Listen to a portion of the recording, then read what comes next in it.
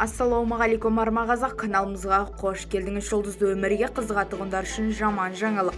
Төреғали Төреәлі Әлиханов. Видеоролик турсында толығырақ мәліметке ие болды қаласаңыз, видео төмендегі бір ғана лайк және де подписывайтесь түймелерін баса кетуді ұмытпаң. Ал онда біз бастадық.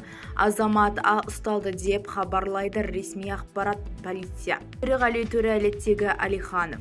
Полиция ақпараты бойынша жүргізуші 1992 жылы, ұлы дала баласы да 1992 жылы. Полиция жүргізушісі есірткіге мас болғаны хабарланған. Жүргізуші агрессивті болды, полицияның заңсыз талаптарына бағынбады. Тұрақты тұрған Chevrolet көлігіне зақым келтіріп, ұсталған орнынан қашып кетпек болды делінген ақпаратта. Көлік мамандандырылған айыппұл тұрағына қойылды. Алматы қаласы полицияның баспасөз қызметі Төреғали ме деген сұрағымызға иә деп те жоқ деп те жауап бермеді. Видеодан өзіңіз көре аласыздар. Бізді тамашалауды жалғастырыңыз, сау саламат болыңыз.